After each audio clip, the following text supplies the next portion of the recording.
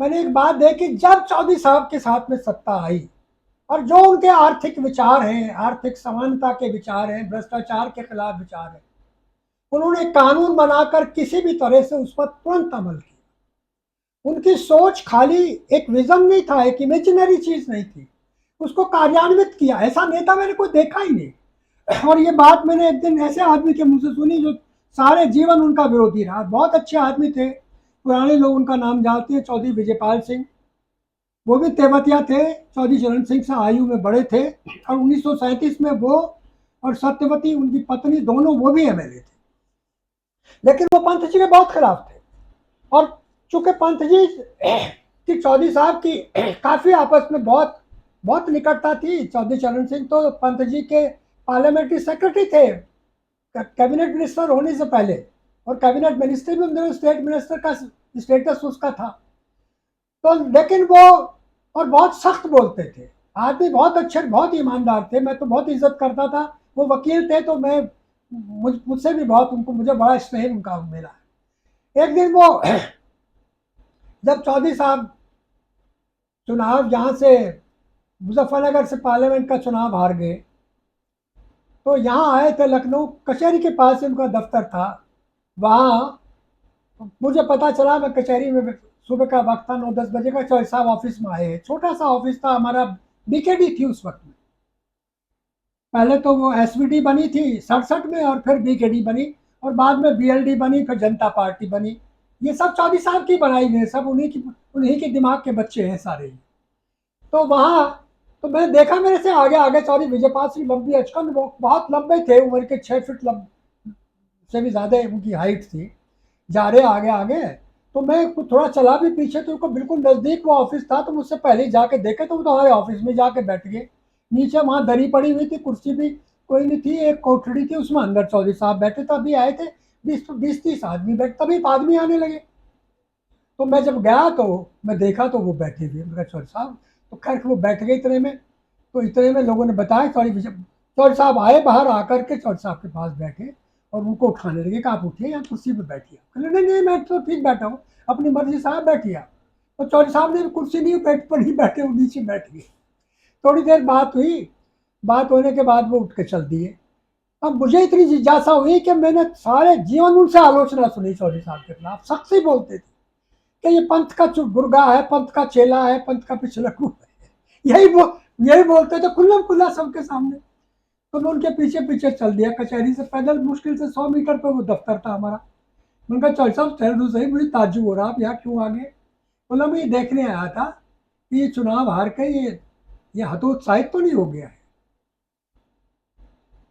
तो मैंने कहा चौधरी साहब एक बात बताओ, वैसे ही बाई दी, मैंने कहा ये बताओ, कोई अच्छाई भी आपको लगे क्या चौधरी चरण सिंह में? बोले हाँ है एक अच्छाई। बोला जब इस आदमी को मौका मिलता है काम करने का, जो इसके मन में ठान रखी कर देता है, फिर नहीं देर लगाता, इसके करने में देर नहीं होती। अब मैं ही कदकद होगा, मैं खुद ये बात देख रहा था।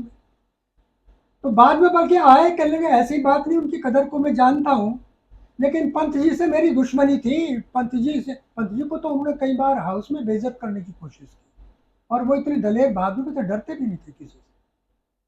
1930 में भी जेल में रहे थे, और उनको बड़ी सख्त सजा मिलती, कानपुर जेल में रहे थे चौधरी विजयपाल सिंह।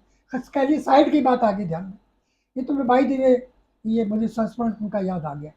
जब वो पार्लियामेंट में गृह मंत्री बने, और हम सब जानते हैं गृह मंत्री बनने के बाद में उस समय की स्थिति को किसानों ने किस तरह से देखा है। गन्ने का भाव यहाँ तक आ गया कि गन्ने का भाव 2.5 रुपये क्विंटल, और लोग किसान मजाक करने लगे, रात को पहरा दियो, कोई जाट जो है बुग्गे गन्नों के घर के कागज न उतार के चला जाए, ये हालत थी। और लोग जाकर के चौधरी साहब से कहे कि जी आप इतने बड़े नेता, यहाँ इतने बड़े देश के जो हैं, आप गृह मंत्री हो गए और यहाँ मर रहे हम लोगों का, बोली बात। तो एक दिन गुस्से में आके बोले मेरे सर पे और बो, तो गन्ना इतना गन्ना क्यों बो दिया जाते, तो और फिर गाली देते चले आए कि हमें हमें बेइज्जत भी किया और भी किया। लेकिन जब उन्होंने देसाई गवर्नमेंट को छोड़ा और दोबारा से वो जो फाइनेंस मिनिस्टर बने और प्रधानमंत्री बने, आते ही आते ही जानते हैं उन्होंने क्या किया? एक्सपोर्ट खोल दिया तमाम चीनी का, और उसी सीजन में गन्ना 35 रुपए क्विंटल बिका।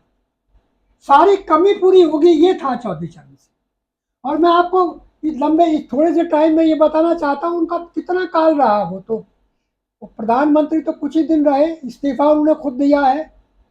वो चाहते तो बहुत और काफी दिन आगे चलते थे, लेकिन जब इंदिरा गांधी ने कहा कि मेरे खिलाफ और संजय गांधी के खिलाफ इन मुकदमों को खत्म कर दो, वो कहाँ मानने वाले थे। उनके मुंह से तो हमने सुना कि गवर्नमेंट गवर्नमेंट तो ये भी जानी है कुछ दिन बाद में लोग ये कहेंगे तो चरण सिंह भी इंदिरा गांधी के पीछे लग गए। और उनमें इतना ह्यूमर भरा हुआ था कि कुछ पूछेगा नहीं। ये तो उनकी बातें जब सुनते थे उनकी उम्र में, हालांकि हम लोग तो हंसी लेते थे, हमें सायुक नहीं थी हमारी। लेकिन मैं बता रहा हूं आपको उन्होंने क्या किया। ये मंडल कमीशन चौधरी चरण सिंह की देन है। उन्होंने नाबार्ड बैंक स्थापित, कोई बैंक नहीं था, नाबार्ड बैंक की स्थापना चौधरी साहब ने की। किसानों को सस्ते सूद के ऊपर वो रुपया दिया जाए, उनको वो सहूलियत मिले जो कि पूंजीपति को, जो कि बड़े कॉरपोरेट्स को मिलती है। ये थे चरण सिंह। इसके अलावा माइनॉरिटीज कमीशन बनाया, ये उसी समय की बात। पक्के आर्य समाजी थे, लेकिन क्या बात थी, सारा मुसलमान हिंदुस्तान का, उत्तर प्रदेश का उनके पीछे पागल था।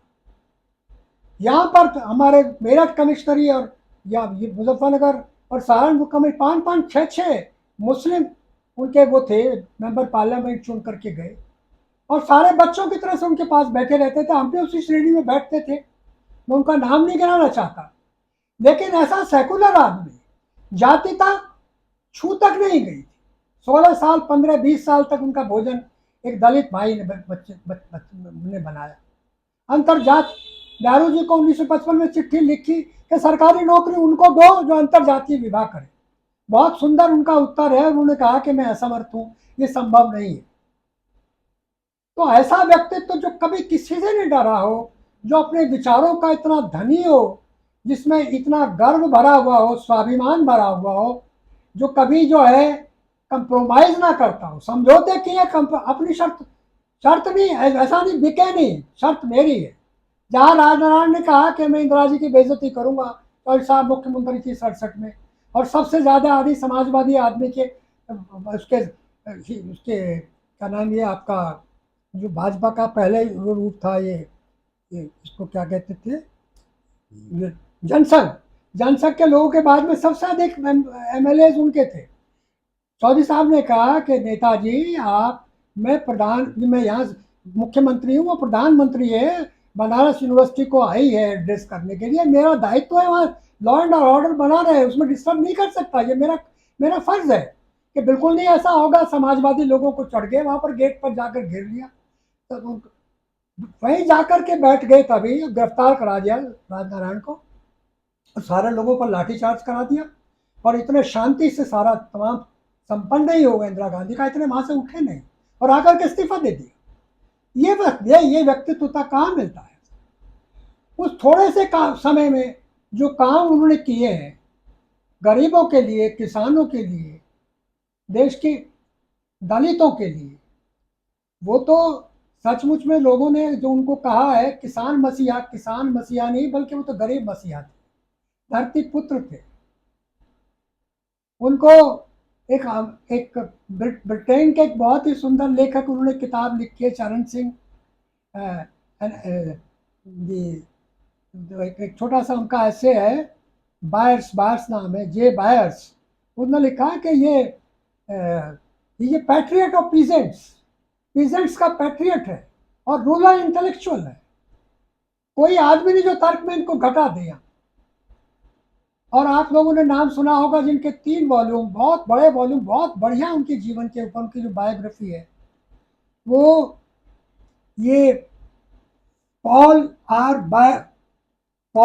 Brass an Indian political life Charan Singh, उनकी सारी पॉलिटिकल लाइफ को विस्तार से यहाँ पर 2-2.5 साल रहकर उन्होंने बहुत सुंदर पुस्तक लिखी है। इसका हिंदी में भी अनुवाद चौधरी साहब के देवते ने करा दिया है, और उसमें बल्कि बड़ा उसको ये किताब बाद में छपी कि चौधरी साहब चले गए, उनके सामने में किताब नहीं छपवा पाया। वो न्यूयॉर्क यूनिवर्सिटी में प्रोफेसर थे और उनका थीसिस चौधरी साहब के ऊपर है। इन लोगों की बात को पढ़े और को देखे तो सचमुच में हमारी सोच तो बहुत छोटी है। हम तो उनके विशाल व्यक्तित्व के बारे में बहुत कम जानते हैं। आज उनकी 37 वर्ष हो गए। उनकी पुण्यतिथि का अवसर है। मैं मैं भाई राणा जी का, रविंद्र राणा जी का बहुत आभारी हूँ। उन्होंने मेरी जैसे अदना आदमी को, छोटे आदमी को ये अवसर दिया कि मैं अपने नेता के बारे में, उनकी याद में कुछ कह सकूँ, आपके साथ बता सकूँ। बहुत आभारी हूँ। और उस पुण्य आत्मा को, उस महापुरुष को, उस दिव्य आत्मा को मैं शत शत प्रणाम करता हूँ।